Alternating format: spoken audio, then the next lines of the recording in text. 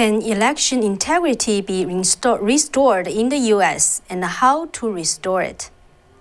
This is the topic of the day. Hello, everyone. Welcome back to Wei and Cathy show.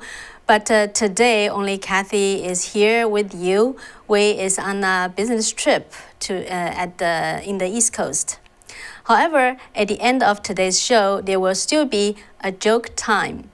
So I will try to tell a joke.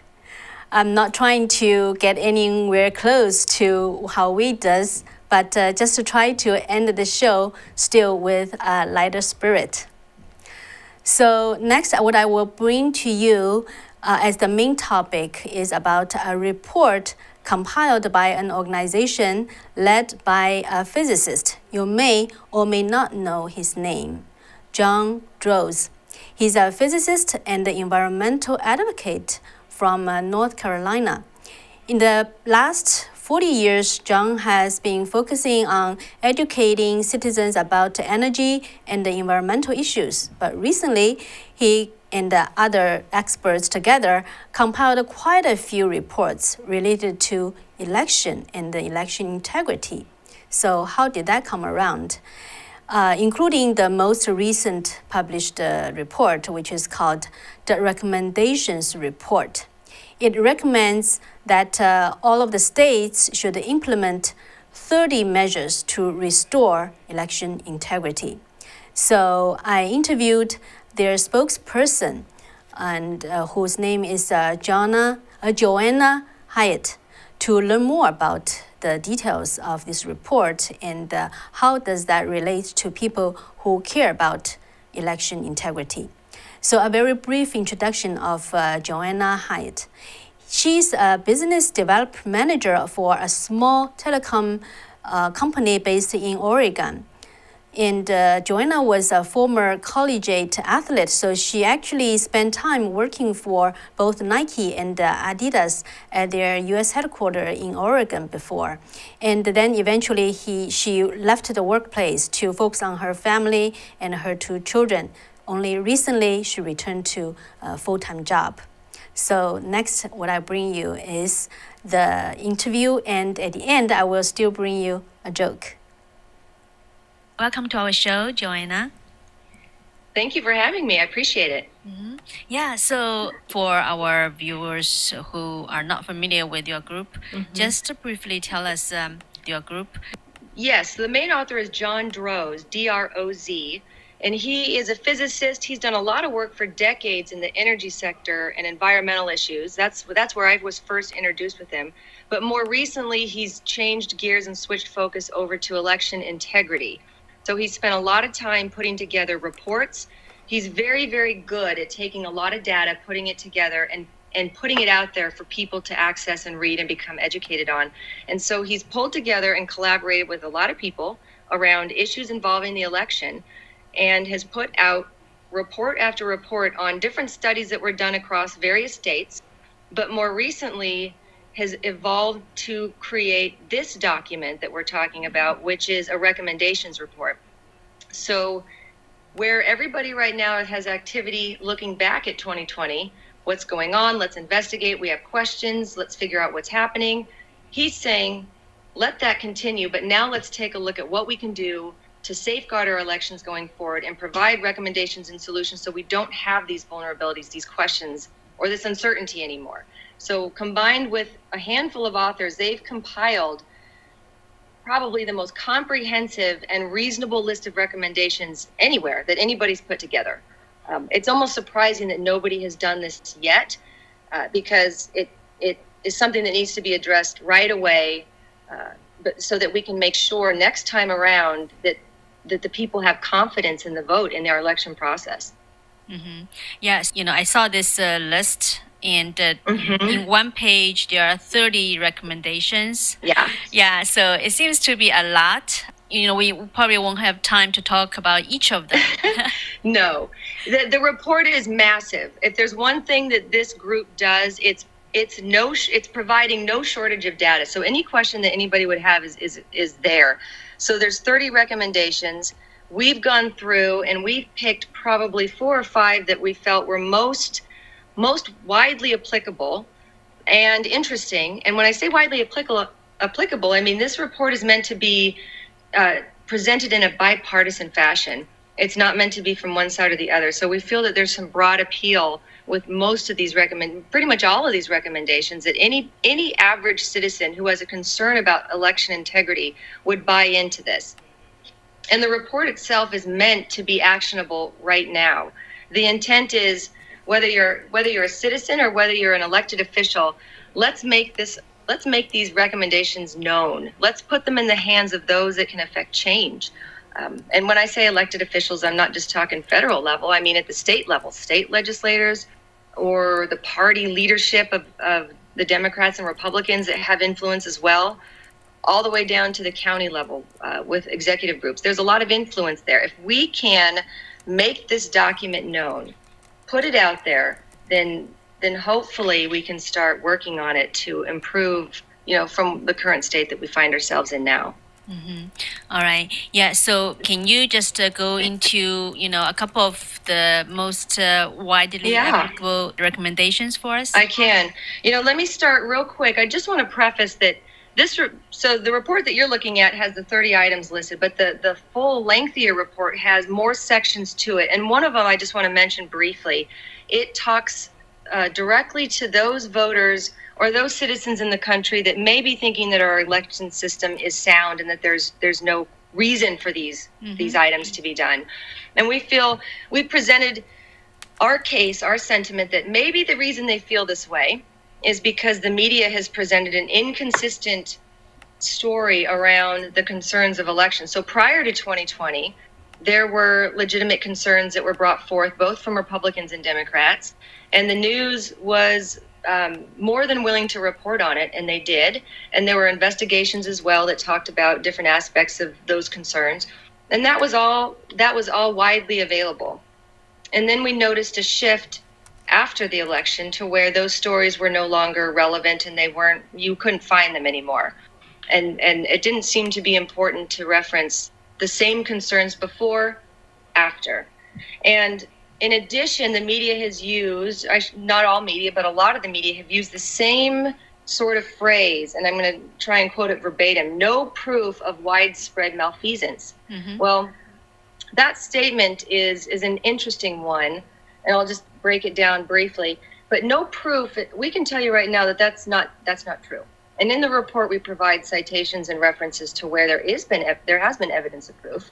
And I'll mention briefly the recent case in Nevada with the attorney Jesse Benall, who found 130,000 unique instances of voter fraud. There was a forensic audit done on the voters themselves.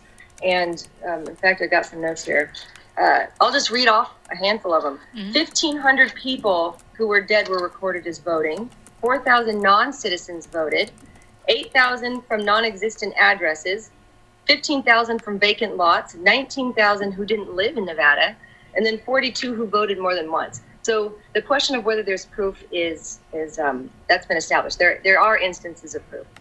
And then secondly, when you say no widespread malfeasance, that's a little misleading, because I think if there's anything we've learned from 2020 election is that you don't need widespread malfeasance to influence the outcome of an election. You just need a very small amount of votes in very targeted areas, counties and districts and swing states. So the report talks to that as well. So really just trying to get people to think critically about, well, the media is saying one thing now, but I'm seeing evidence to the contrary. And there's a lot more evidence to support that. But these solutions are really, going to address all of the concerns that we're having now, so that it's not even a conversation the next time around, that we're not having to revisit these doubts. Mm-hmm. Yeah, actually, Joanna, you actually addressed one of my questions by what you just said. Mm-hmm. And in this group, what's their party affiliations? Are they mostly Republicans or? I don't know the answer to that, honestly, but the way the report is written, the recommendations themselves, whether they were Republican or Democrat or any party, they're really meant to just have widespread appeal and acceptance, that if we want to have a trusted and safe election system that people have confidence in, that these are the sort of things we need to institute. So could you just give us a little bit more detail? Yeah, so we just went through and highlighted a handful, and it's kind of hard to pick and choose. Yeah. But a couple that are going to be easy to understand, and like I said, have broad appeal. So the first one we looked at was Election Day should be a national holiday. Let's just go ahead and make it. That idea has been floating around for a long time. Let's just make it a national holiday and remove that additional barrier of access that people have to go into the voting booth on where things can go wrong.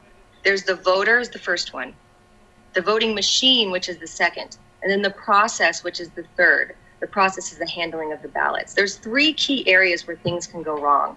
And so a full forensic audit is a look at all three components combined to eliminate any area of we'll continue with the term malfeasance. To date, and it's important to note this, to date, there has never been a single full forensic audit conducted on any election anywhere in the history of our election system. So this would be a brand new proposal that's out there. Not even in Maricopa? No, but Maricopa is taking a step in the right direction, and that's as far as we've ever gone to doing a comprehensive audit. And based on their statement of work, they're admitting it's not 100% of a full forensic audit, and I don't want to speak too much to that because I'm not intimately involved with it at all. But I will say, and we do agree, that it is the best step that we've taken towards doing a full audit. But it's not looking at everything. It's having to rely on some sample sizes and so forth. But let me explain just a little bit for the audience, because you're probably hearing examples of forensic audits that have taken place. So a perfect example of a forensic audit for the voters, that first component, is what I had mentioned earlier in Nevada. That was across the entire state, and they looked at all the voters and they identified all the ways in which a voter could influence or negatively influence or fraudulently influence an election, which is voting twice, not being a resident of the state, maybe dead people voting. That lawsuit there was a perfect example. An example of a forensic audit for the voting machines would be Michigan County, Anne Arundel County, where they looked at those Dominion machines. They didn't take anything about the voter or the process into consideration. And then your audience may be aware, I had to actually brush up on it. There was a forensic audit done in upstate New York involving Claudia Tenney. She was the Republican challenger to the Democrat incumbent, and she won by a very narrow margin, and that triggered a closer look and inspection. And the judge ultimately ruled that there were 9 separate violations of process handling, 9 violations of how those ballots were handled. And I don't know what they all were specifically. I'd have to review, but I know that includes everything from ballots coming in after the deadline, ballots that they found later in a box that were counted. So there's very specific rules that need to be followed in order for those ballots to be legal votes on the day of voting and by the time the polls close. So there are forensic audits taking place, and people are aware and they hear that term, but it's not a comprehensive one. It's just been singly focused on one of those components. And I'll just wrap up this particular nothing. Well, then certify the results, all looks good. But if it did reveal something suspicious or statistical anomalies, well, then you would widen that sample search or sample size, and you would bring in additional counties or precincts, whatever the size was to start with. And you would continue to investigate and resolve that. Otherwise, we would recommend you would not certify the results until you got to the bottom of it. Mm-hmm. So we feel that is very important. In fact, there's a whole section in the longer version of the report that speaks to this need for forensic audits comprehensively. Mm-hmm. So another one we thought would have broad appeal was all eligible U.S. citizens would be automatically registered to vote. So this is the broadest proposal of access that's ever been recommended before. And when we say automatically registered, we're meaning all legal U.S. citizens, those with the registered Social Security number. So we want to make sure access is there, but we want to make sure that those people who vote are legal citizens. So, and we're assuming that would be a bipartisan initiative for sure. The next one, this is an interesting one. We had create a national 1-800 number and website set up for citizens to report possible improper elections concerns. And so I got to ask you, what do people do now? What does a citizen do now if they see something? If there's a questionable situation, or they hear something, or they find themselves involved or part of something that doesn't seem right, where would an average citizen today go to report that? There's no formal process or mechanism in place to capture any complaints from a citizen when they see something that doesn't look right. None in any state. And so it really makes it difficult to even report. And so bad actors that are out there, and we all know there are bad actors that take advantage of vulnerabilities in the systems, they know that they are largely going unchecked. If they wanted to do something, they probably could, and they could probably get away with it because there's nobody to report. And even if somebody saw it, where would they go to report it? So we feel it's vital that we would establish within the Election Commission of every state a number and a website that people are aware of where they could call and lodge complaints if they saw something. And then let's say, an election ran through and a lot of complaints came through in certain areas or around a certain office or whatever it was. Those would need to be investigated and resolved before results could be certified. So it's just one more way of trying to safeguard things. And when you think about it, if you empower citizens to do that, it's almost as if every citizen becomes an election integrity watchdog. It's everybody feels that they can do something about it if they see something. So we feel that's important. And if we go back to the machine, I heard a lot of actually some of our audience, they are also talking about that. Just get rid of the machine. Let's go back to the paper ballot. So what's your group's recommendation on that front? They haven't put out a firm stance one way or the other, but they have talked about going to paper ballots. But I don't know if that's fully been established one way or the other. It does mention it in the report, but I don't want to make a hard stance on it now. Mm-hmm. Okay. Yeah. And what about the mail-in ballot? That's probably, one of the area that raised a lot of concern from the past election. Mm-hmm. And so what's the recommendation from your group in this regard? Yeah. Well, one thing we did mention about that is that we felt that all votes, regardless of voting method, should be held to equal standards. So the scrutiny now and the requirement when you go into the voting booth is to show your ID. That's a lot more than what's required for most of the absentee ballots or even the mail-in ballots that were sent out this last go around. So we really want to make the standard equal across all methods of voting, and that would include absentee ballots. Mm-hmm. Right. And that's actually listed as, I think, item number 2. So the list is broken out, just for your audience. It's broken out into those sorts of safeguards that are and recommendations for prior to election day, those that would take place on election day, and then things that would kick in once the polls close and after. Mm-hmm. We did have one more that we thought was interesting, that we hadn't heard, something creative that we hadn't heard anybody else talk about, and that was to create an equally weighted bipartisan federal commission to research what other countries are doing with their election rules and regulations and what safeguards they have in place.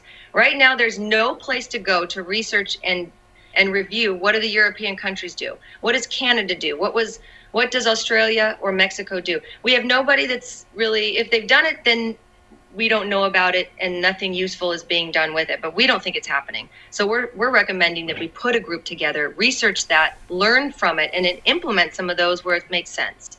Mm-hmm. Right. Yeah, I heard people talking about like in Europe, for example, France. In France, they just got rid of mail-in ballot altogether. Yeah.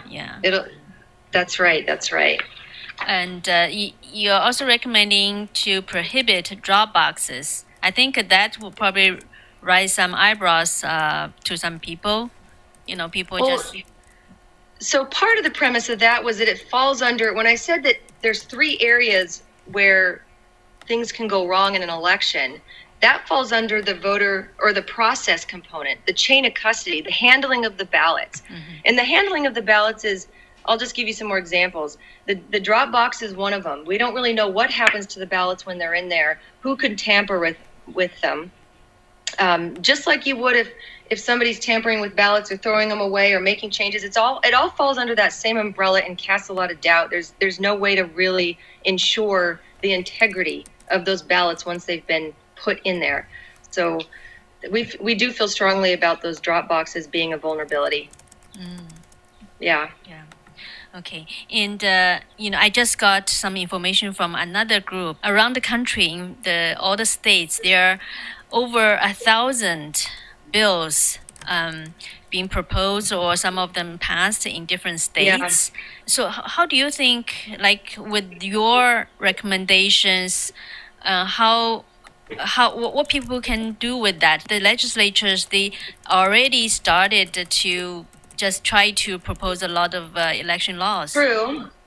That's a very good question. Here's part of the problem. We have so much independent efforts taking place. We want everybody working together on the same page. I mean, even within the states itself, you have the state legislator that oftentimes work in their own silo from the party itself, independently from a lot of the county groups, and even across state lines.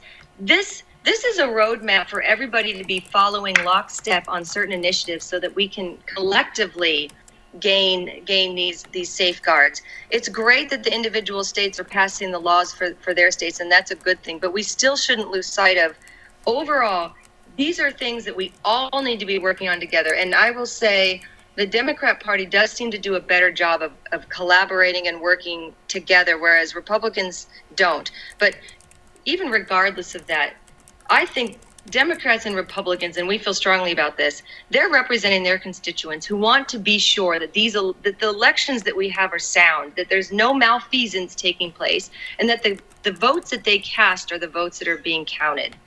And restoring confidence in our election system requires a bipartisan shared agreement. So, everybody has their own agenda, but this is just a very simple, unified way to bring everybody together and on the same page. Mm-hmm. Right. In talking about that, I noticed on your recommendation report, in the last part, the conclusions, it talk about the tepid response to date can be attributed to two factors. First, some politicians not wishing to materially change things as they are benefiting from the system defects. I'll tell you what we do feel very strongly about, though. Whether that turns out to be true or not, if the average citizen understands this report and they pressure their elected officials, it doesn't matter. There's a lot of people frustrated with our politicians, whether you're Republican or Democrat, for not taking action or not standing up. Eventually they will have to respond to the people. And if the people collectively stand up and say, there is just too much doubt on the election. And even for Democrats that don't feel potentially that anything was wrong, they don't want to have a tainted election where people never trust the outcome. That nobody wins in this situation. So everybody should have a vested interest to root out any vulnerability or opportunity for bad behavior or fraud or malfeasance, whatever you want to call it. So if the average person becomes more vocal, if they share, for example, this report and they push it on up the channels to their elected officials, those elected officials are going to have no choice. They're going to have to respond to their constituents with which they serve. So we have the power to speak up and change things, regardless of whether they have their own motives behind the scenes for their own self-interest. So I have faith in the people and I've seen it across party lines that people just they want that confidence restored in our election process. Mm-hmm. Yeah, that very well said. Thank you. Like you introduced, John wasn't really in this field, but as a physicist, a scientist, he switched gear. And for yourself, why you went into devote some of your time into that? Yeah, well, I really am just an engaged or active citizen. I am a working mom. I really feel no different than anybody else that feels like, what more can I do? And when you see something that strikes you, all I can say is just grab onto it. So I already knew John, like I said, and I liked the body of work that he's done in other areas, and he's very thorough, very good. So I have a lot of respect for him. And when I saw him working on election integrity, that had become such an important issue for me to research. And I don't take, my opinions don't come lightly. I do a lot of research and I read. So I reached out to him and we connected even more. And then he brought me on board to help join in. So I just think that's how it starts. Everybody, when the time is right, when the time is afforded to you, when the moment is there, just grab it and do something. Because here I am talking to you about it, and I'm proud to be a part of it. I'm humbled to be a part of it, honestly. Mm-hmm. After the election, a lot of people just really get depressed. Some even until now, So, what would you like to say to people? Oh, gosh. I know. I've seen it. It's run the gamut. I have a very dear, close friend of mine who says, we just need to look inward, and we need to turn off all the noise, and we need to focus on our family, focus on your children. And the funny thing is, the definition for me of fighting for my children is to make sure that we can preserve, everything that we have and the liberties, the freedoms of this country. And if the election system is such a vital part of that, if we lose faith in the way our elections are run, then what does that say? So people have to find what's motivating for them and then do whatever it is they're able to do. And it's hard to find the time to do these things. And I don't want to, I would say to people, don't ever feel guilty if you don't have the time to do something right now. Your time will come. It always presents itself. Mm-hmm. Yeah. Yeah. And so tell us, our audience again, what can they do with the report? Well, so for a normal citizen, an average person, you can look it up online. In fact, I printed out a little sheet for you. We have it online. You can read through it to your heart's content. There's more information there. You'll be reading it for months if you wanted to. Get familiar with what these recommendations are so you can talk about it. Send them off to your elected officials. We're also sending it to those people ourselves. But if we can create a groundswell from the people themselves to say, we don't have all the answers, but this is a roadmap that we can do right now. Let's start it. And that's what people can do, and share it on social media. Let me just show you real quick. We've got two. Does that come through or does that look backwards? Yes. It does? I wasn't sure. So we have two websites that have this, eireports.us, so integrity or ElectionIntegrity.reports.us, and then ElectionIntegrity.info. So John has put those reports, and all of his other reports are listed there as well. But if people visit there, share it, send it, read it, and have a deeper understanding of it, then I think that will force people to be more vocal. And when we're more vocal, then that's when change happens. Mm-hmm. Yeah, finally. So do you still have the confidence that, things could be changed, and where's your confidence come from? Things in the future? No question. If I didn't think it was possible for us to change and improve things for the next go around, I just wouldn't do it. It takes a lot of time. When you work full time and you have a busy family life, your time is very intentional, and you only put it into places where you feel that it's worthwhile. Mm-hmm. I absolutely believe. I'm an eternal optimist, though, so I will always err on the side of idealism, I guess. Yeah. You wanted to share where's your confidence or hope from? Rooted in? I think I was born with it. I was always born with this mindset, so I guess I'm blessed. Great. Do you have any important things you would really wanted to address? I really just want people to know that this report is out there, know where they can find it, and just become a little more comfortable and confident and optimistic about what it could mean.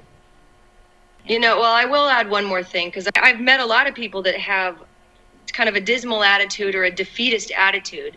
And I always think to myself, it takes people like me, and I don't say that in a elitist way whatsoever, but there's certain types of people that are willing to fight no matter how dismal or bleak the outlook is, and the rest of the people can they can continue to do what they're doing, knowing or assuming that there's somebody else behind the scenes that are making sure that things that we can accomplish and persevere, I guess.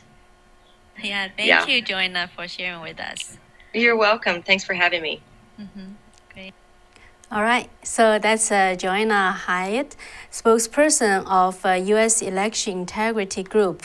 So I believe John and Joanna are among our audience because they told me they're gonna watch. So, but I don't know if they're still there. And it looks like a lot of the viewers, really appreciate the information that Joanna shared. So, how do you think? What do you think of the recommendations Joanna just shared? And of course, there are more, so you can go online to check the 2 links for more detailed reports. Actually, I haven't really got the time to go through everything, but it looks like there are it's a wealth of information there. They compiled not only this recommendation report, but also other reports actually compiled a lot of different reports from different states. So I think it's really worth checking out if you are interested in this topic. So, all right, so it's the joke time. I'm a little bit nervous. So so what I'm gonna share with you, actually, it's kind of most part of it is actually a true story. Okay, that's the experience from my coworker. She actually shared it with me during lunchtime. I thought, wow, it's really great joke to share with you. I tweaked a little bit. So what I'm gonna share with you is about a cultural difference. Imagine an immigrant from China, he's from Taiwan in real life, but a Chinese American or say a Taiwanese American have been living in California, one of the deep blue states. And then one day he visited one of the most red state, Texas. And what would happen? So we call him Rick. Okay, so Rick just recently visited, had actually a business trip to Texas, and he was told that he was recommended by others, like, you have to try the chicken sandwich from Chick-fil-A. So actually, Chick-fil-A is also in California, but Rick had never heard about it, although he has been living in California for many, many years. So, he just said, okay, I have to try it out, right? So then he just tried to order a sandwich on the app, and but little that he know, usually you always try to they just say, okay, what would you like to be included in a sandwich? So you will pick, right? So he, without thinking too much, he will just say, okay, I want this, I want that in my sandwich. And so he was really, really hungry.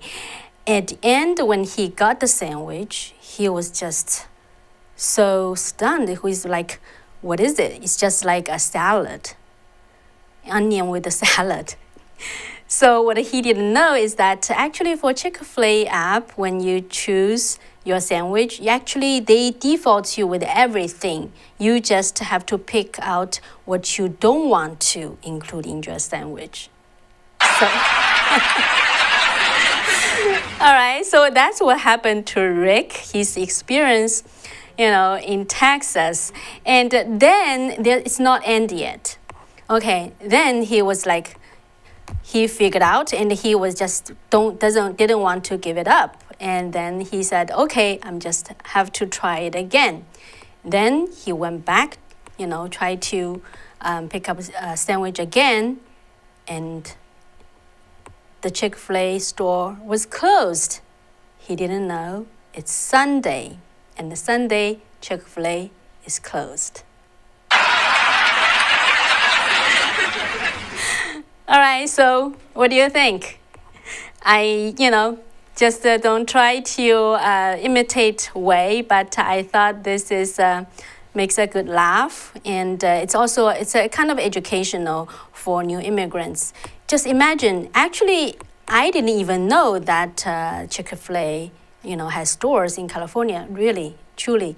And but we all know Chick-fil-A in other states, they are very, very popular. So Yeah, that's what happened. All right, so that's it for today. I hope you like it, and I really appreciate that you being with me today. And so take care. We'll see you on Friday. Bye-bye.